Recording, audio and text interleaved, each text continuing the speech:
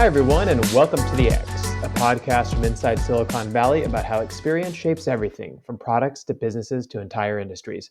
I'm Bryan McLean, and I'm here with Demetrius Madrigal. Today, we're going to discuss topics that are in the news this week. This is the week of October 29th, 2021. Demetrius and I picked a couple of topics we each thought were interesting, and we're going to explore them. Hey, D, good morning. How you doing? Doing pretty good. We actually have some new topics and some that are have been kind of going on. We had a few weeks where we were focused on other things, so we had some reposts go up, some of our greatest hits. But I'm excited to talk about some of these things that have come out. We've had some major new product announcements to talk about. Exactly. One thing I wanted to say actually before we jumped into that is I wanted to kind of thank our listeners. As we have kind of shifted format, we're not doing this exclusively on where we do the news every single week. We're going to try to, but we're also going to have some deep dive topics that we think are interesting. I have noticed a nice uptick in downloads. So it sounds like our listeners are really enjoying us doing some weekly topics like this where we dive into what's going on that particular week. And then also at the same time, when we were gone for the last couple of weeks, the ones that we reposted, it seems like listeners really loved them. Maybe I didn't catch them the first time around. So thank you everyone for doing that. All right, so let's jump right into this, Demetrius. What's the first topic of the day? Well, first thing we're going to talk about is one of the things that everybody's talking about. Apple has announced new MacBooks and MacBook Pros. Woohoo! And I thought this was huge because they brought back ports. The No more, ports are back. the I ports love are it. back. So they had for a very long time decided they were going to go just with some USB-C Thunderbolt ports. And then you can dongle everything off of that. I have found that to be pretty unpopular. I'm a PC guy. I do have a Mac, but I don't use it a ton. Uh, And it's an older one, and it's an older one because it has an HDMI port and it has all of the other ports. It has MagSafe, so it's actually charging at a good speed rather than just the power delivery that's available from USB-C and Thunderbolt. And it's to me, it's a sign that Apple is now kind of maybe at least hopefully turning a little bit of a corner and is actually going to listen to what their customers want mhm. rather than what their industrial designers and engineers decide that their users want for them. Oh, So, exactly. Yeah. I yeah. mean, and you're talking about somebody who has a 2013 MacBook. And I know that sounds crazy considering the fact that you and I work deeply in tech and we're like testing new products 5 years before they come out and doing Hmm. all these crazy things with our business. But at the end of the day, I didn't want the dongle and my laptop was working so well that I was just like, I love all these ports. It has everything I need on it. It works well for podcasting, especially when we're remote. I just haven't upgraded, and you know that. And Yeah. so now this is my chance to finally upgrade because I can get that HDMI, which is super important for the stuff that we do. MagSafe is, I love MagSafe. Like, you know how many times I've tripped over it when I'm working outside or something? I mean, it's fantastic. And then the headphone port, it's totally necessary because you and I built a podcast studio in each other's homes, and I have it all designed around using a headphone port. So Yeah. if it doesn't have that, then I have to find an adapter and attach it. It's just a little bit of a pain. So, and I love my Apple products. It's just this has been an issue. And one of the things that you and I always talk about is that our angle on this podcast is about user experience. I mean, because this is what we do for a living. And that's why this is so interesting, is because this is a use case thing. So I just want to tell you a little side note before I get your take on the actual like details of it, and then we can talk about use cases. But I was listening to a podcast the other day, and somebody said, "Oh, you know, I had a chance to meet Steve Jobs like a long time ago, and he told me like, you know, we don't." I'm trying to summarize here, but we don't do a ton of research because they don't know what they want until I tell them. And this was a long time ago, and it's like dawned on me. I'm like, well, yeah, that makes total sense because no one understood PCs. No one understood computers. It was like foreign to everyone when this stuff came out. So having someone who's kind of a visionary when it comes to thinking through design and stuff like that, even if it was like 75% great, right? Hmm. would make a lot of sense that you would show that to them. But right now, as you and I know, as UX people, we have like the most advanced user base. I mean, the average Yeah. user knows so much about what they have, what they want, what they need. It's a fine tuning environment. So Apple coming back and saying like, we're going to give you what we know you want. I've heard at least 5 people tell me that they're buying new MacBooks now. Yeah. Well, here's the thing. Like, people focus too much on the first half of that quote and not enough on the second half of that quote. And the back half of that quote says, until you show them. Yep. So after you show them something and people tell you, no, that's not what I want, you should probably listen to them. Yeah.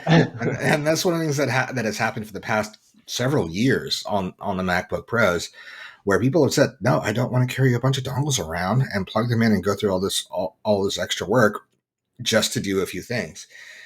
One thing that stood out for me, because it seems like it's contrary to what they've been doing with their phones, which they're different groups, so that's entirely possible that they're not aligned on it, the laptop group and the smartphone group. So one interesting thing for me is kind of how they're treating the headphone port, because it seems like with the MacBook Pro they're kind of doubling down on the headphone port, while the iPhone they've obviously gone away from it. So those are different groups that are making decisions potentially independently. So it doesn't necessarily mean that there's some overarching philosophy behind it, but they're saying that it has support for high impedance headphones. And if you're not familiar with high impedancy on headphones, so that a normal consumer headphone is going to have a low impedance around 30, 40, maybe even 15 ohms. So that means that it's easy to drive with any level of power.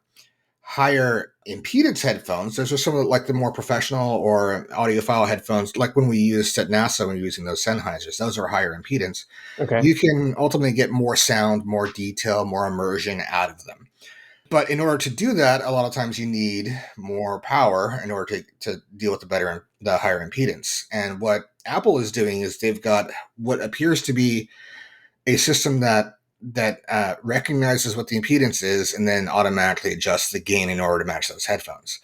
Now it's interesting to me because this is not a huge market. There's not a ton of audiophiles and people spending a lot of money on high impedance headphones, especially these days when the higher end headphones are getting easier and easier to drive. They're getting lower impedance as the technology is getting better. So it feels as though somebody within the team, somebody who has some high impedance headphones, and he had this built in for that. So that really struck me because I am really looking forward to hopefully ports returning on phones so I can get a headphone jack back on my phone because I use a lot of wired headphones. Yeah, absolutely. And this also could just come from the community. I mean, they do spend a lot of time connecting with the community. It appears, right? Yeah, So a lot of their videos and everything are all based around audio and music and stuff like that. So maybe they have a group of advisors that also kind of come in and talk to them about these things. it's true. I mean, they've been doing better on audio recently. I mean, Apple headphones at one point were a joke, and now they're getting some respect and recognition. But this is a market where, like, somebody coming out with a headphone, a high end headphone that sells 7,000 units is a major success. So it's really interesting that they're doing this.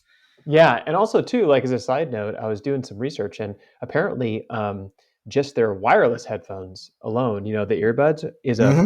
Fortune 50 business. They Oh sell yeah, so many of those. Yeah. the iPod Pros, people are loving those.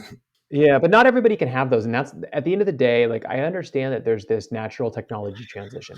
So at some point, you say, "Look, pretty much everyone's just using wireless headphones. They're great. They last days on end," whatever it is, right? And then so you start to remove stuff, but there's so many use cases for a traditional headphone jack that removing it just seems too early. I mean, I feel like 10 years from now, if like you barely get anyone using it, I can understand taking it out.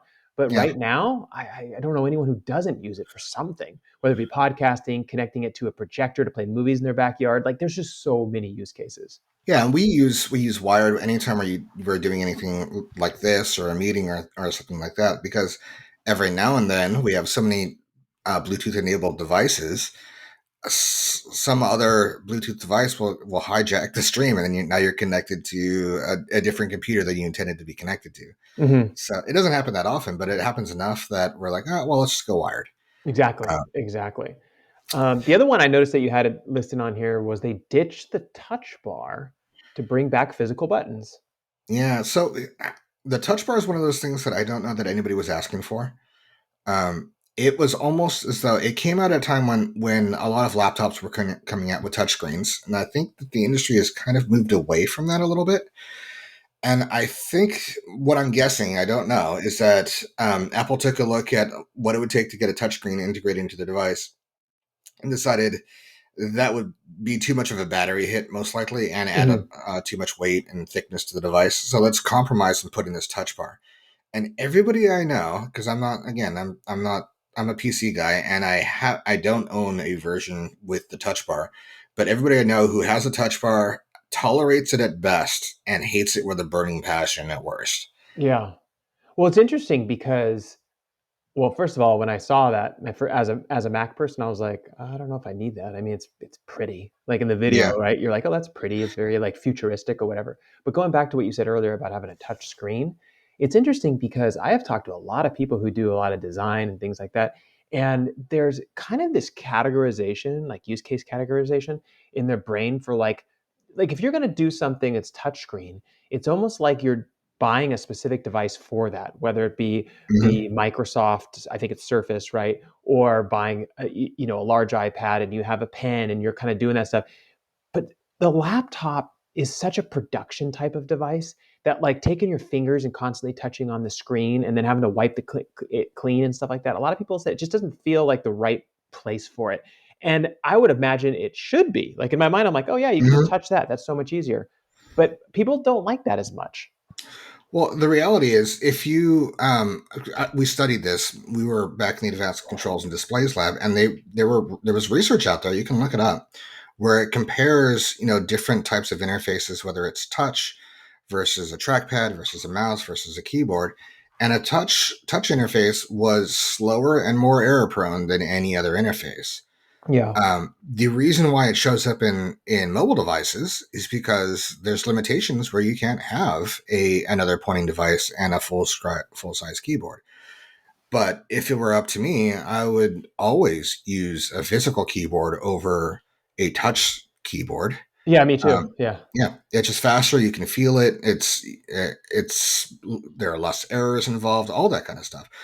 So one of the things, and I'm going to tell you this, and you're going to say, "Oh, that makes so much sense" as soon as you hear it, because this is the feedback I'm getting from my friends who have the touch bar, is that there's so much accidental activation Oh yeah, where totally. they're just typing, they're not looking at the screen, and they'll accidentally touch the touch bar, and it'll just send an email or something like that. Yep. And Yep. it's like I've got this email 1/3 of the way written, and it's just got sent, and there's no way for me to stop it or recover it, and Yeah. that's a huge issue. Yeah. Oh, absolutely. Yeah. And some of these things are just like lessons learned. Like every company goes through this. Like, everyone kind of assumes that Apple's just going to nail it perfectly on the first shot, but they don't, and neither does anyone else. And so to be able to like humbly roll back and be like, oh, here we go, the ports are back, this is back, Hmm. we're getting rid of that because people didn't really like it. That's good business. That's what you do. Like you Yeah. realize what they want because a lot of Apple users that I know were kind of on this frustrating train for a while, and they were like, "Okay, when is this going to get fixed?" And then it got fixed, and I feel like personally, it got fixed kind of in the last minute. Like a lot of people were talking not about switching platforms. It's really hard to get someone to switch out of an ecosystem, but they were thinking about just going back and getting an older machine. It's like you should not have to do that in order to get ports. Well, it's bad for a brand, right? Yeah, That's the kind of thing where it starts to hurt the brand eventually, and you need to get on it and fix it. And Apple is such a strong brand that they can last for a while. But Apple's brand is it's both its greatest strength and its biggest vulnerability, because once brand value and perception switches on you, it switches. And once it seems like if somebody looks at Apple and decides that it's old news, then their value will plummet. So I think it was very smart and very, uh, very, calculating. it was just the right thing to do, and they seemed reluctant to do it. This kind of like reminds me of that keyboard that they had. That just like I had a friend who had like 6 MacBook Pros replaced in 1 year because the keyboard kept failing, and they finally fixed it. They took way too long to do it, but they finally fixed it. And I'm not entirely sure why it takes them this long. I know it's hardware, so it's that's one of their challenges, and I think potentially in order to reach some of the, I've said this before that when is Apple going to realize that nobody cares about 5 millimeters of thickness on their laptops? Yeah. So, but by compromising the other elements of the experience in order to get an extra few millimeters of thickness out of the device, I I think think they're there's just a fine line selling. on that balance. I really do think there is. I think if you have a clunky machine that's really heavy, but you have all this stuff on it, then people go like, "Well, I don't know if I want to carry that around," right? And so I think for the Mhm. longest time there was that balance there. But now, if you look at it from PCs to Macs all the way across, Yeah. they figured out a way to shrink them so small that like they're literally feel like you're picking up nothing. Well, I mean, it just hasn't mattered. Like, so I just upgraded from an Ultrabook to a gaming laptop, and the gaming laptop is twice the thickness of the Ultrabook, and I'm just like, you know what? I don't care.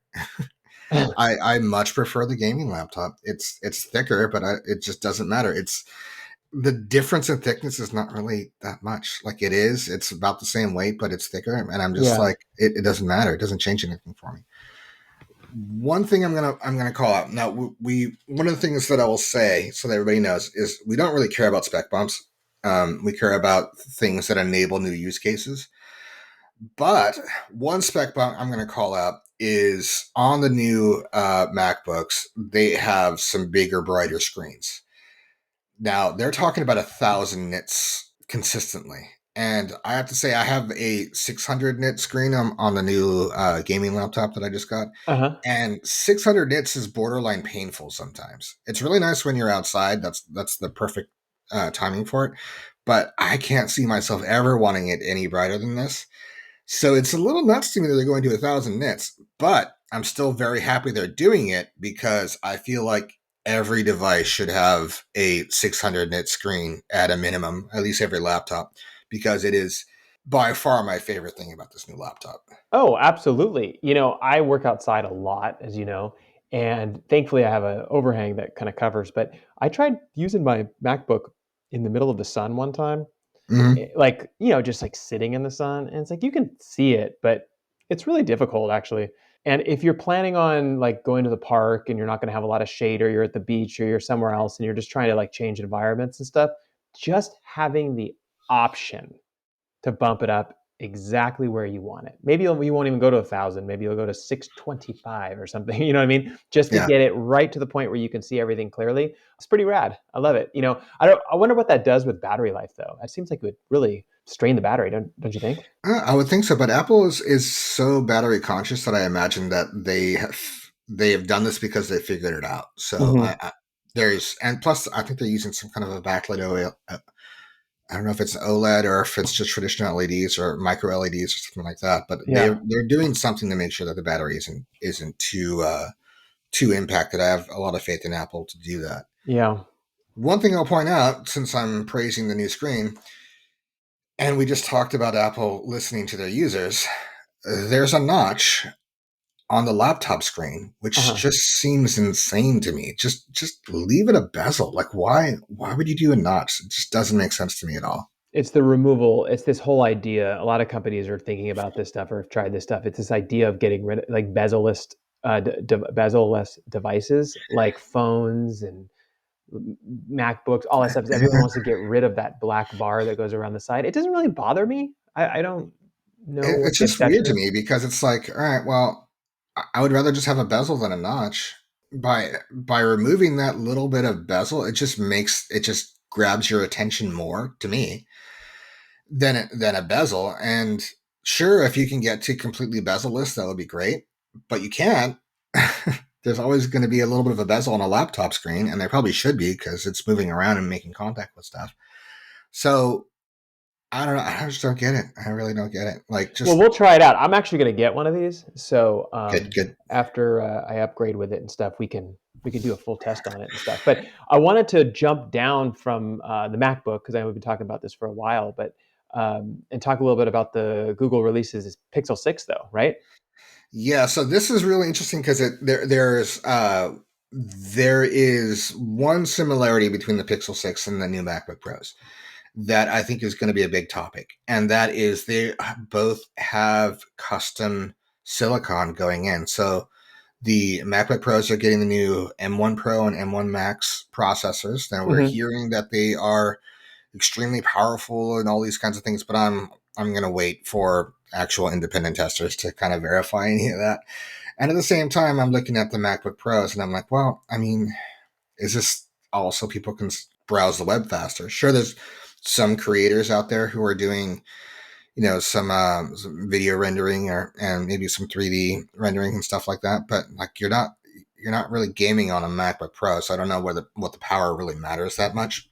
Google did something similar where they have a custom designed chip, the Tensor chip or SoC system on a chip, and it is actually less powerful than a lot of the Qualcomm and M1 chips that are out there, Okay. or the Bionic chips, but it is custom built to enable some new use cases, leveraging machine learning, AI, speech recognition, probably some others that we don't know about yet. And what a lot of the initial reviews are finding is that even though it's lower powered, because it's more custom built, it is specifically designed for some of these use cases, that the power difference isn't showing up, and you're Hmm. getting some of these crazy new use cases that are really getting my attention. Yeah, I also think they're trying to enable use cases that haven't been created yet. A Hmm. lot of the companies are doing this now because of AR and everything. They're not really sure what they're going to do in the future, but they want to be able to have the technology available in order to start applying them. Yeah. And we've said before that we are much more interested in use cases than spec bumps. Hmm. So this is where a situation where you've got a bunch of new use cases, and we'll talk about them. But you've got actually the opposite of a spec bump. It's actually a decrease in specs. Yeah, as a side note, though, I wanted to bring this up is that when you Hmm. had sent me a link and said, "Hey, you should check out the Tensor chip, Tensor, right? Tensor, right? Tensor Yep. chip." Yeah. Um, it just clicked in me because I'm always thinking about the bigger picture, right? Like all these companies are building their own chips now. Google's doing it, Apple's doing it, GoPro doing it with the GP1. Like, Yep. what does this mean for like Qualcomm and all the other manufacturers? I mean, it seems like the bigger you get and the more money, so to speak, that your company has, the more likely you are to build your own chips and do it all internally now. This is great. We should probably do a deep dive on this because there's a if Samsung and a bunch of the other major hardware producers start doing this, especially on the PC level. You start seeing companies like HP or some of these companies developing their own silicon. It's going to impact a lot of these other companies in a big way. One thing I would say that needs to be recognized is that there are only so many fabs out there in the world, and it's one of the reasons why it's been so hard to get like a graphics card or a gaming PC or any of these things recently, or even Uh-huh. the car shortage, right? Because they all have computers built into them now. If that same capacity, or even a somewhat expanded capacity, is now less focused on mass production of a bunch of Qualcomm, Intel, and NVIDIA chips and AMD. And a lot of that production is going towards these bespoke chips that are being produced at a relatively decreased amount, like less of a mass production and more smaller production runs. Then that's going to put a lot of extra strain on the supply chain. Hmm. That'll be an Yeah. interesting one. We can do a whole episode just on the supply chain itself, right? Yeah. But sorry to drag you off of that topic. It's No, just no, something no. that kind of came to mind That as was you were. exactly what I thought we should talk about, and that's one of the reasons why I brought up, the Tensor chip and the M1 and in kind of the same category. But one thing I think we should talk about really quickly is the use cases that Yes, are yes, yes. enabled by these Tensor chip because they're getting my attention. Like I have not been loyal to any individual phone maker. I've bounced around. I've had iPhones, I've had LG phones, I've had Samsung, I've had a variety of different types of phones, and I try to get around and try different ones just to see what other people are doing. Uh-huh. And this Pixel 6 really has my attention. And some of these use cases, one of them, um, it has improved speech recognition, so it's better support for people with accents living in the Bay Area. We know a lot of people who have accents from different parts of the world, and they don't really use speech recognition. So for this to open up for them, it means that it could be a whole new interface available to those users. Okay. And that's an interesting one too, because I really want to get to this point where you can just take the phone, hand it to anyone, they can get on whatever they want to choose, Siri, Alexa, whatever it Mhm. is, and you don't have to repeat yourself anymore. Right? Like how many times you Yeah. and I've done testing and people have to repeat themselves and they're like, Siri's is Siri, and you're like, oh my gosh, driving me nuts. Yeah, well, here's the thing. We can do another. We probably should do a deep dive on speech because one of the things about speech is it is an interface, and every interface has its strengths and weaknesses.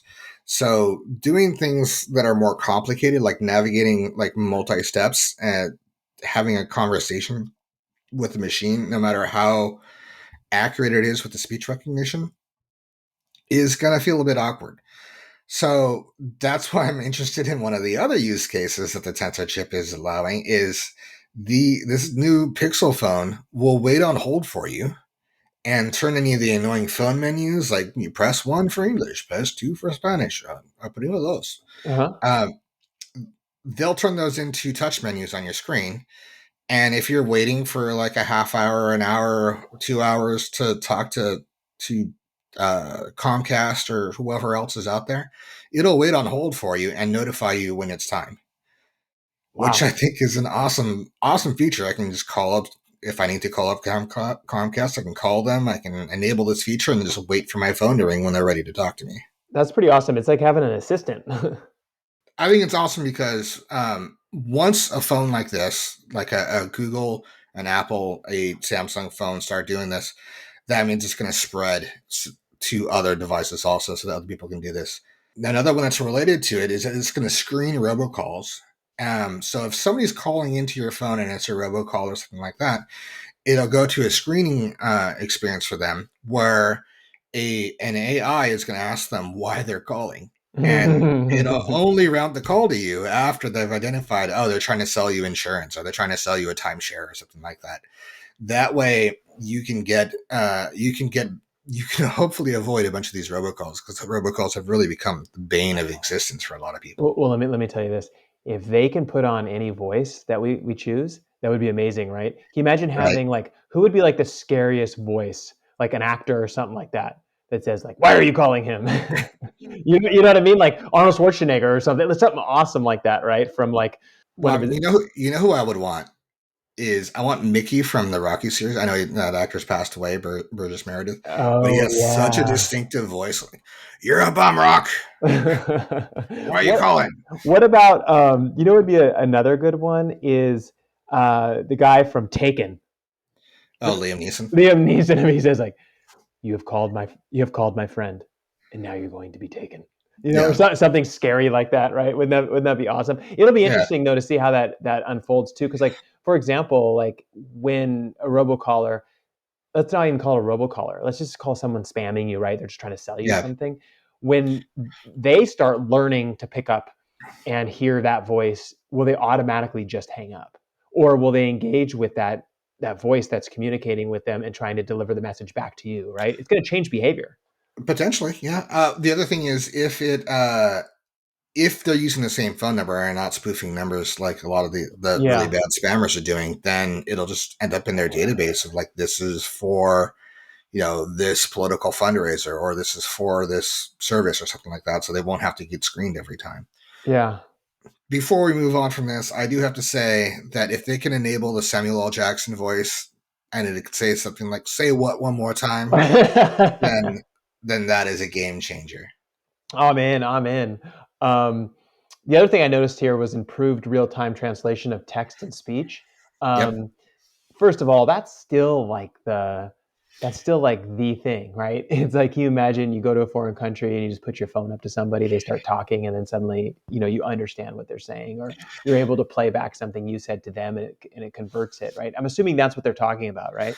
Yeah, Google's been great at this. So you can have for a long time been able to go any if you're in like a country that uses the a different alphabet than what we use. So if you're Uh-huh. in China or Korea or Japan or Russia or Greece or something like that, and they're using different lettering, especially, you can hold up your phone and it'll translate what that text says or that signage, and it's a really cool feature. They've also have like real time speech translation, Hmm. so you can be talking to somebody who speaks another language. You can route it through your phone, and it'll translate it for you. There's a great video going around of two guys who speak different languages who are working together to try to fix a tractor, Uh-huh. and they're using a phone to translate their speech in order to communicate with each other. And it's awesome. I can't wait for that to be standard and everywhere so that everybody communicate with each other as much as they want. I mean, that'd be really great for our business as well, right? Because sometimes we want to Yeah. test products with people from other countries, but you and I don't speak the language. And so, like, Mhm. just for context of listeners, like, we have to reach out to a firm in that country that speaks that language. They have to kind of run the test for us, translate it, send it back to us. We ask questions. Like, it's kind of a big process. So, if we're able to actually, like, hop on a video call, Mhm. for example, connect or turn this particular feature on, and then be able to communicate with them and kind of really understand the idiosyncrasies of what they're talking about, it kind of helps us expand our business as well. So I feel like this is very cool. Beyond it being in the phone, it it's just being a very well developed feature through Google could be Mhm. helpful on all fronts.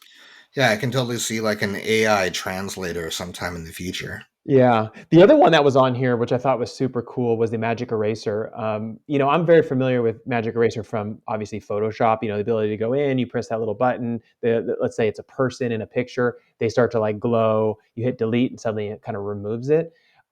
This one looked more like a AI version of that, because what it was doing is let's say I take a picture of you and me, and then later I go, oh, I'm going to take D out of that picture because I want to put that picture on my LinkedIn or something, right? I just tap on you and then hit delete. Instantly, you're gone out of that picture, and then Yep. it fills in the background properly to ensure it looks like you were never there. Now, the reviewers on CNET, I was watching a video on this, showed a couple instances where it left a hand in or something like that because it was a really complex picture.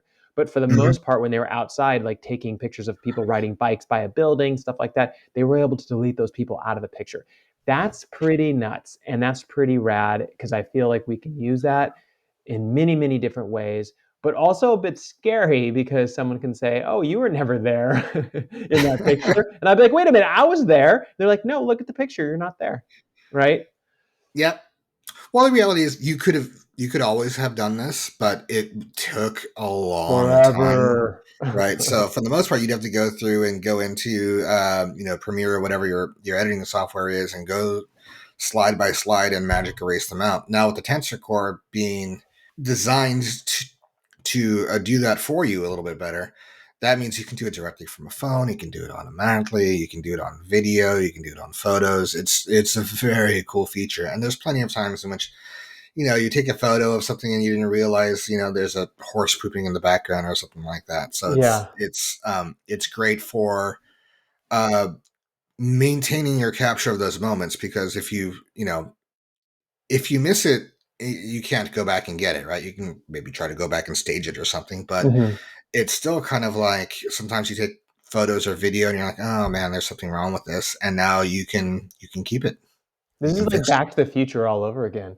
You look at a photo and suddenly someone starts to disappear out of it. It's like, rewriting history here. It actually reminded me of that movie Rising Sun. You remember that one? Yeah, that's right. That Yeah. was Sean Connery, wasn't it? Sean Connery, yep. And oh god,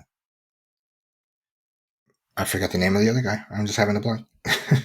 Yeah, I remember that. Yeah, that was the whole thing. And they went to that lab and she showed how like you can remove people from photos and people would never know. And the only way Hmm. you would know is if you had enough equipment in order to Yeah. digitally like analyze it, like almost forensically and stuff. Yeah, I Yep. remember that. Yeah, that was what, 20 something years ago. Oh yeah. And now it's built right into your phone. Yeah, amazing. So a couple quick things that we'll cover those are the big things. I think those use cases are really cool.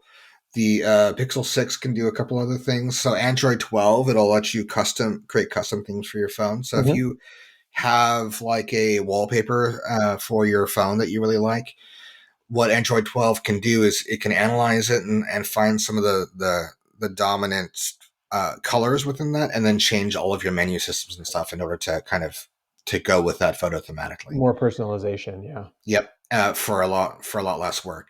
And I would love if Apple did that too, because one of my issues with Apple is like every time I use an Apple device, it feels very generic. Like it's high quality generic, but every time looks and feels exactly the same, and it doesn't feel like it's mine as much. And it's one of my issues with it. There's a bunch of spec bumps, camera performance, and those kinds of things. Aside from the Tensor Core, which we said had lower performance specs than some of the others, we are not huge on spec bumps, and all these cameras are already pretty awesome. The camera bar is an interesting choice. I think people might love it or hate it. I am not sure if I like it or not, and I understand that if you get the base camera, it looks much cheaper than and kind of plasticky than if you get the Pro, which is all glass. Hmm. Where are you coming down on the camera bar at this point? I haven't tested one like in person, obviously. Yeah. But I watched a bunch of videos on it, and I'm trying to not be judgmental because I initially saw it and I was like, it doesn't seem very innovative, right? Like you didn't explain to me like why you're doing it that way. It's just different. It just bumps out, right? So it's like you need a new Yeah. case. You know, it's going to sit in a different way on the table. Um, Hmm. Probably easier to grab because it's lifted up a little bit. But I'm going to reserve judgment for trying it out because I feel like I've known and met quite a few engineers at Google, especially hardware ones, and they're very, very intelligent people, and they really think things through. So there might be something there that I'm missing. So I'm trying not to judge it, but on initial thought, Hmm. I was like, why would you do that? Like it seems like the opposite direction of innovation. Like innovation seems like slicker or sleeker, more integrated. That's just where my mind went. But Hmm. I might not know something that they know, and we haven't figured it Yeah. out yet. Yeah, I'm not sure. I want to see it. I want to feel it. I want to slip it into my pocket and pull it out again and see what it's like. If you put a case Yeah, on it, it might not even be noticeable anyway. I don't always have a case on my phones, but I sometimes do. This might be an instance in which a case would kind of smooth that out, so it's less noticeable. I mean, definitely a bold move, right? Yeah, but I also just went on a mini rant about how Apple should realize that nobody cares about half a millimeter of thickness on their devices. So I'm definitely going to hold off and see what I think about it and whether or not I like it or not. Yeah, So a couple other things to wrap this up. One is this device is only $700 or $900 for the Pro, so it's undercutting its competition by 100 $200 at a minimum. yeah. What is your take, just as a side note, what's your take these days on like owning versus these new lease models? Because they've actually changed it where you could just pay a little bit every month, and then when it's time to upgrade, they just basically give you a new phone, and then you just keep paying a little bit every month versus actually like quote unquote owning it, like paying outright for a phone. It's kind of not available for me or for us because we can have client data in there somewhere, so I wouldn't hand the phone back, which is Yeah, part of the lease trade up portion of it. yeah, And I usually find other uses for old phones. I have a bunch of old phones floating around. And I'll use them for different things, even if it's just a music player. yeah, I think it can work out well for certain people, especially people who are really dedicated to a certain phone brand. Like if you have these Galaxy Forever or iPhone Forever plans, and if you know that you're going to want those, if you just love those and you're really dedicated to those, then I think it can make sense, especially if you're just using it for consumer use. You're not storing client data or confidential stuff, and you have to worry about somebody trying to get back into your phone after you hand it over. yeah. Um, then then that's fine. I honestly I am not really that clear on what it takes to fully purge an SSD on a phone. No, I followed all the instructions like three phones back or whatever, and did what I needed to do on them or whatever. But yeah, I mean you're right, and it yeah, it's just an interesting thing that they're doing now. I mean, it's basically giving everybody access to owning a phone because if you only have to Hmm. pay like $12 a month or something, and you don't have to put anything down, and it's just like here's a phone, or however that model works. It's basically allows pretty much anyone to have any phone that they want. Yeah. Um, you're right. If you're not using it for business purposes, you feel much more comfortable swapping it out. And also, there are some people who want to change their phone every year. I don't really like having to like go through the process of changing my phone. Like No, I just don't. I just feel I get used to it and it's mine, and then I don't want to change it. So I usually end up holding it for 3 years. yeah, I used to back when different generations and phones had bigger shifts. Like there was a time in which like phone from year to year had bigger differences. But now they're kind of stabilized, so I don't feel like the need Yeah, to and upgrade every year or even every 2 years. they're all amazing. Like let's Yeah, just call it as we see it from a UX perspective. Like we are talking about very specific use cases and tech bumps yeah, and interesting things. At the end of the day, like these things are all of them are absolutely phenomenal, right? yeah. That's why every time that there's like somebody splitting hairs about which camera is better, I'm like they're all amazing. Every single one of them is amazing. So it's like I guess you can try to look for like minor differences in film grain at very very low light or simulated film grain or the ISO or something like that. Yeah. But they're all amazing cameras now, and they have been for a while. Yeah. One last thing I'll point out, and we can move on to the next topic. But sad face, no headphone jack on the Pixel. I So know. Everyone's following this trend. I'm like, stop it. Go back to yeah, the old. Give us a headphone jack. yeah. I'm hoping that people will follow Apple's lead on bringing ports back and bringing back the headphone jack because I definitely it's. I mean, there are plenty of times when I don't have Bluetooth. I have Bluetooth headsets, but I don't always have them with me, or I don't always have them, ready to go. So every now and then I've got a phone call that comes in, and it's so much easier to just grab my a wired headset that's sitting next to me and plug it into my phone, so I don't have to hold my phone up to my face the entire for an entire phone call, and just have that phone call. It's so much easier and more reliable. Exactly. All right, so let's switch over now to the Great Resignation. Duh. So this is kind of a crazy topic because this hasn't happened in a really long time. Apparently, after World War One and World War Two, there were a lot of people who either quit their jobs, didn't have jobs, that really wanted to kind of figure out what's going on with their life, or just dealing with a lot of stuff, post war and all that. But right now, here are the details. So, why are so many Americans quitting their jobs? So, unemployment rate fell to 4.8% as people left the labor force. We have record job openings right now. We have rising wages. Um, Basically, I think those wages were forced, right? Because Mm-hmm. people, companies and stuff, were still paying, very low wages, and workers were like, yeah, no thanks. But in the first 7 months of the year, 25 million people quit their jobs. What are your thoughts on this? Well, I think that the labor market's changing, and there are a variety of reasons for that. We have to take a look at the fact that unemployment is at pre-pandemic levels, but we still have a massive labor shortage. So this is not just people staying home because they can get unemployment or anything. People are working, but where people are working is changing.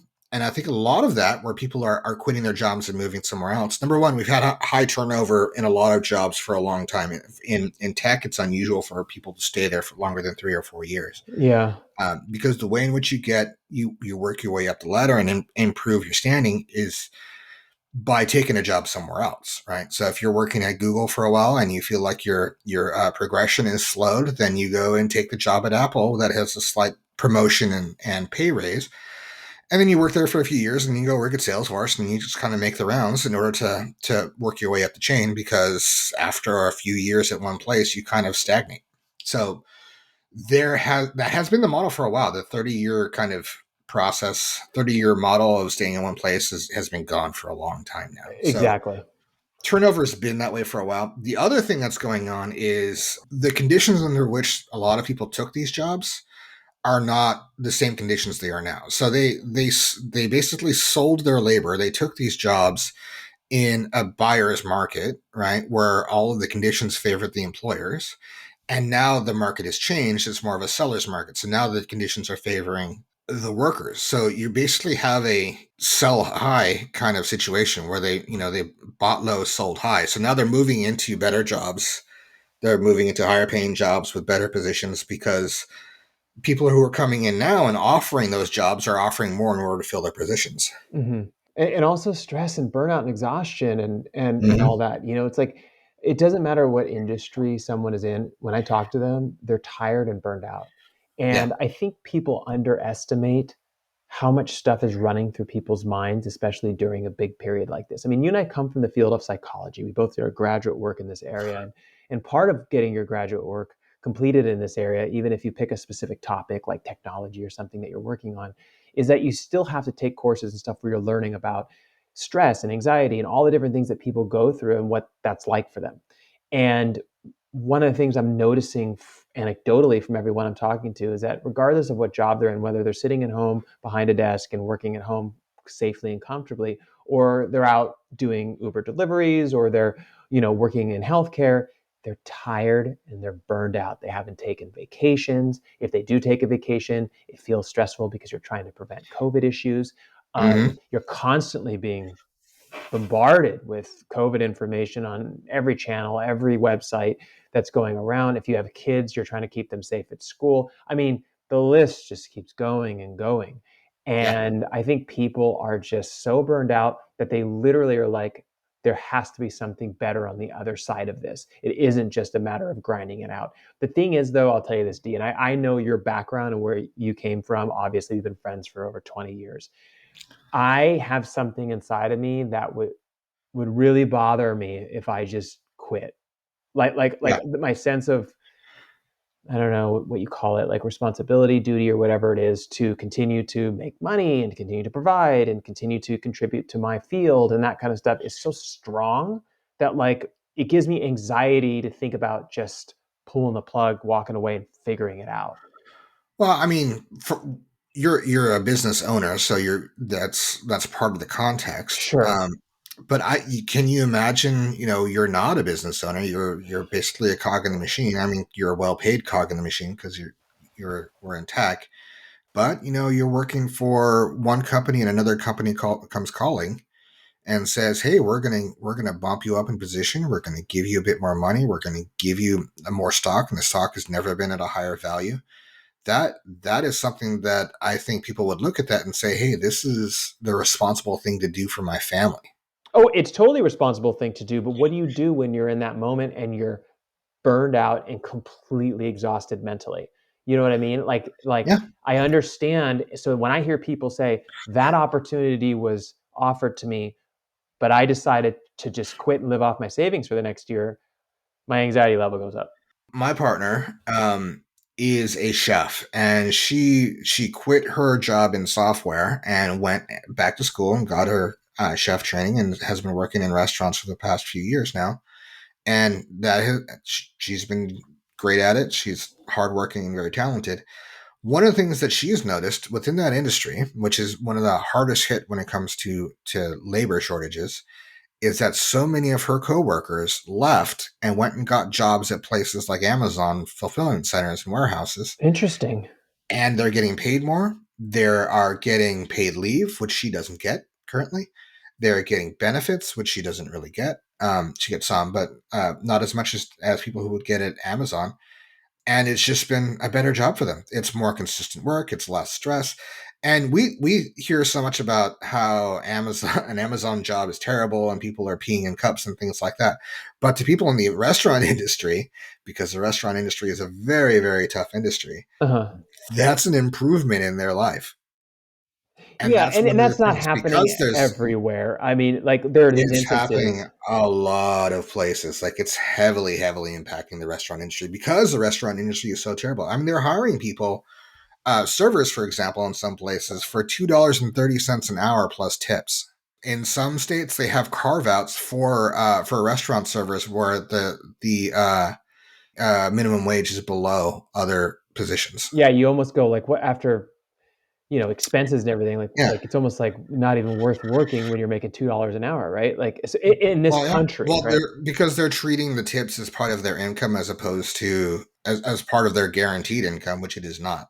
Yeah, and So also a lot tips of are down on a side yeah, note. I read another story about that. yeah. People don't have as much money, so their tips have been lowered. And plus, they're getting to go and they're getting delivery and stuff, in which the tips either go to the delivery driver instead of the servers, or they're not getting tipped because it's not part of the service model. Yeah. Um, so, bottom line, there's because there's a labor shortage, there's more competition, and the companies who can pay more because of their different business models and profit margins, those are the ones who are getting the employees because Yeah. they're the ones who can afford to provide a better working experience. Yeah. And I think I read Amazon is now at $22 an hour plus benefits plus insurance.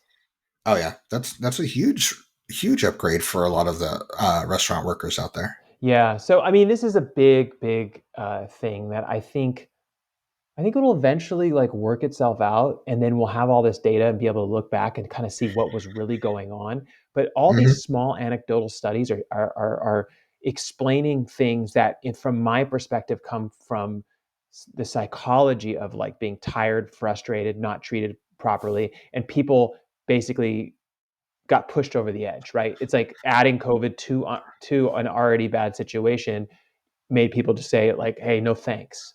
I'll take a break." Yeah, I think I look at it from an economic standpoint, and I think this is just a matter of there's an increase of demand where demand was in the market shifted during the pandemic Yeah. from a lot less office space experiences to more in-home experiences or out of the home and outside of the workplace experiences. So the workforce had to adjust and move to different places.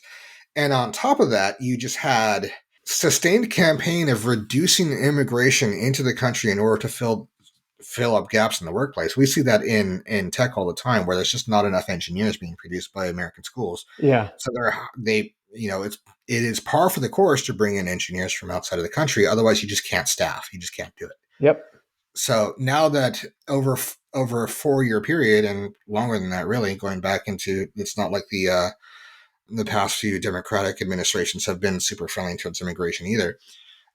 We've seen labor shortages even before the pandemic, which then hit new levels with the pandemic because with that the immigration ground pretty much to a halt for a year and a half, 2 years. And you also had a lot of people leaving the workforce in order to help care for their children who weren't in school, particularly women.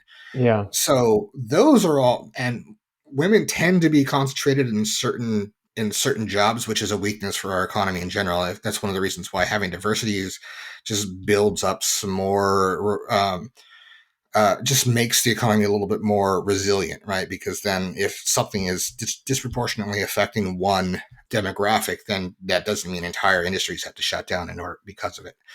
So these are all things that ultimately kind of need to get worked out one way or the other. Part of that could be people working from home more. So as kids start going back to school and women potentially think about, or whoever the caregivers are, start thinking about re-engaging with work, maybe they can do more work from home rather than having to commit to something else, like long commutes and things like that. Yeah, Same it's thing gonna be with really interesting to see how immigration. Yeah, this all plays out for sure. But at the end of the day, it seems like companies like Amazon and a few others that, Walmart and stuff like that, are really sucking up a lot of the people who used to work in, for your example, the restaurant industry. And so, like, how is that industry gonna, modify itself to adapt to these new situations where people yeah, aren't interested in working in the restaurant because they can deliver packages or they can do something else where they don't have to be bothered by, others in the community that aren't so nice to them. yeah. Well, the important thing, one of the important things to keep in mind is that labor shortage. This is not new. Labor shortages have existed for a while, going back quite a few years, but they've been kind of centralized into certain areas, and now it's heavily aggravated. Yeah. And the narrative has been, and I don't know that there's been a coordinated case in order to keep this narrative at the forefront, even as things have shifted. That there's not enough jobs, and people are lucky to get the job. And I think there is a lot of corporations out there who are like, hey, we're not. It doesn't really serve us to try to switch out of that narrative and show people that there are shortages in certain areas. So um, that is something that I think from a mindset and getting a correction in place where Mhm. people who have some value, like truck drivers and longshoremen and house framers who Some of these require a lot of skill, and they've been underpaid, and they should be treated better. I think Yeah. that's potentially, hopefully, a long term improvement, because if those workers are treated better, they can spend more money in the economy. That can help to drive growth. Yeah, absolutely.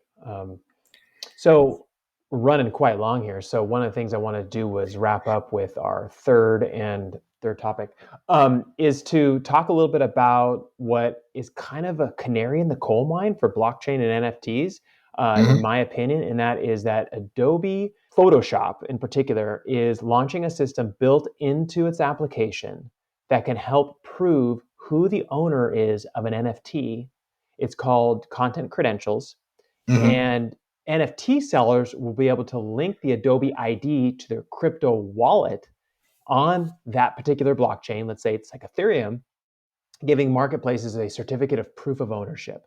I think this is like a huge deal. Not a lot of press around it. The reason why I say this is because as this topic of blockchains and non fungible tokens and digital ownership happen, most of that stuff seems to be created with the legacy software that exists that people, either like or don't like, but mostly use, right?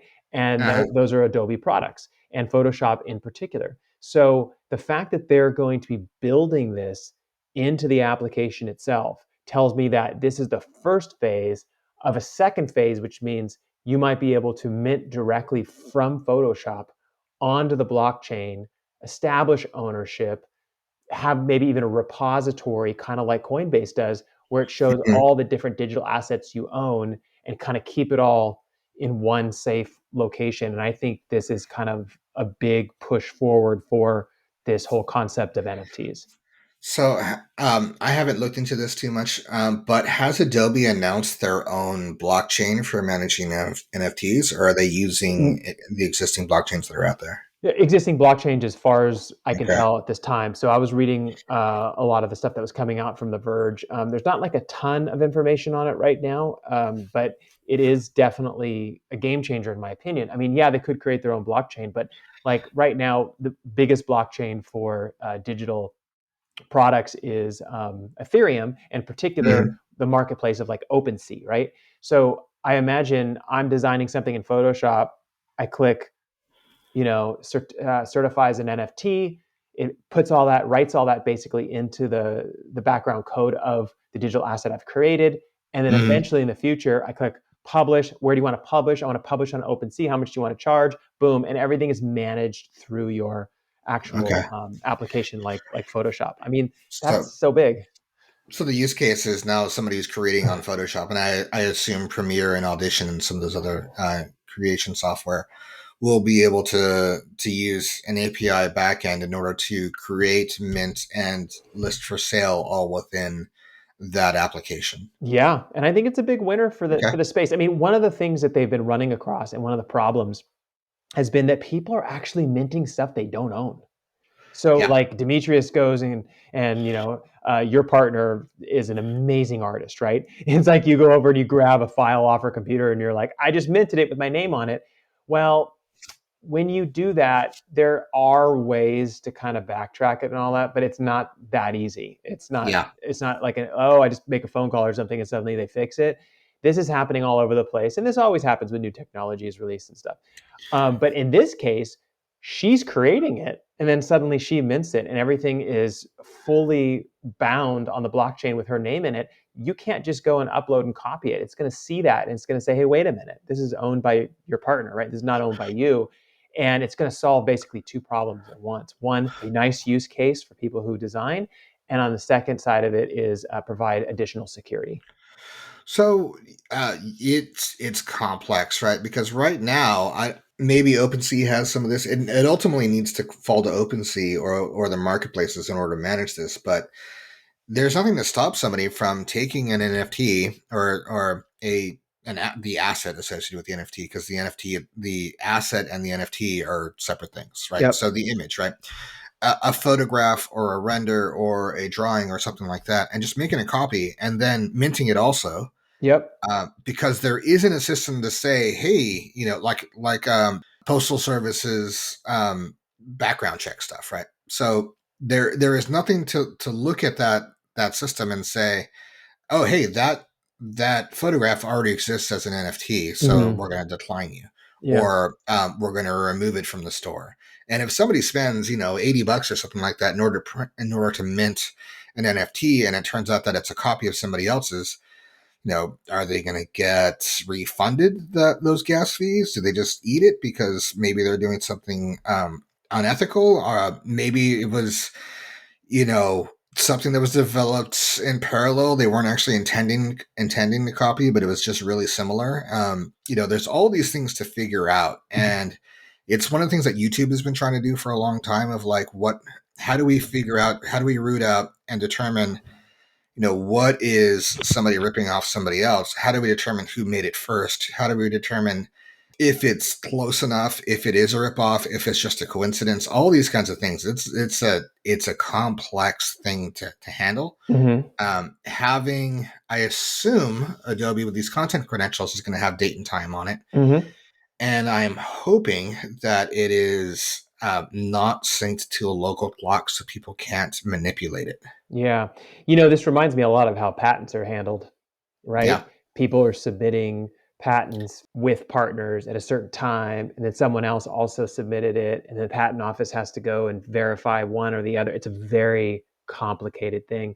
And because this technology is so new, I think there's going to be a lot of missteps as we move forward, and eventually it'll probably get smoothed out. And uh, I think ultimately there needs to be consequences to it. I think, I think if Yeah. I just take your stuff, D, and I upload it, and they, oops, that wasn't you, sorry, like, Yeah. it's like, no, it's theft. So if it's theft, then it needs to be handled how theft is currently handled if I steal something from your house, right? Well, I don't know that it is. I don't know if I would call it theft. It's counterfeiting, but it's for me, theft means that you deprived somebody else from owning it. Yeah, So making a copy and something like that is not depriving you of ownership of that NFT. But there's something needs to be worked out. It's also at what point does modification to its existing thing make it something new, right? So true. Yeah. if you take the Mona Lisa and you add a smiley face to it, like a smiley face emoji, is that a new thing now, or should that not be considered a new thing? If you change her entire background, if you change the face to somebody else that maybe is a celebrity or a political figure, so that it could be like making some kind of political statement, like at what point do you cross a line from just simply a pure derivation into a new work of art? That's all very subjective. This is going to take years and years to really try to figure out. And I know that YouTube, for example, is still working on figuring this out. And they've been working on it for over a decade. Yeah, absolutely. Yeah. I mean, it's also kind of like copyright. We were in college and we wrote our graduate thesis, right? It's like, Mm-hmm. do you want to pay a little extra and have it copywritten? And then it gets copywritten. Other people have written probably similar lines or something like that, right? But it gets put into a database and officially says on this date you wrote this and here's your name and that kind of stuff. But I don't know how much of that is actually challenged or anything like that, right? So you're right. This is going to take time to work out, but I think it's really cool. Honestly, I think it's a smart step forward for Adobe as the primary tool creator for Uh-huh. artists and things like that to actually embed this in there. So it's like the beginning of setting the tone for how NFTs will be handled on the blockchain. Yeah. It will definitely encourage minting more NFTs from assets because you're already there. It's already done. I've already talked to some people who are amazing artists who I was like, why don't you just throw something up on OpenSea? You do great work. So it'll be interesting to see how that works out. And the other thing that I'm going to be keeping an eye on is, in these modern days, it's is been the trend for every kind of service to go vertical. So for them to handle every process in the chain. Yep. So I wouldn't be surprised because then they can profit on every moment rather than splitting that out across different people. And I don't see why a company like Adobe wouldn't do that. It seems to me like they would have all the capabilities of doing so. That was the limitation previously, is that somebody who's good at one thing, maybe like creator software, might not be as good at running a marketplace. Yep. But I think Adobe could do it where they could have their own blockchain. They could handle the minting themselves. They could hand that over for to their own marketplace, especially since all of their different creation software could feed into it, and they are the 900-pound gorilla in the room when it comes to content creation Mhm. software. So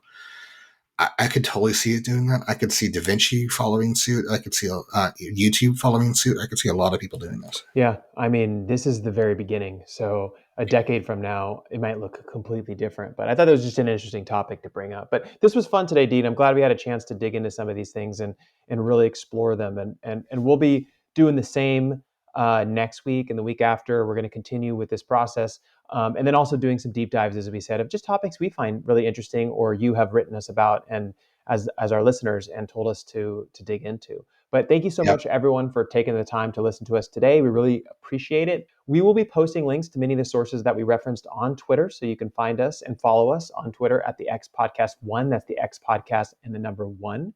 If you like this podcast, found it interesting or informative, it helps us a great deal. If you subscribe, leave a review on whatever platform you use. Thank you, everyone, and we will see you all next week.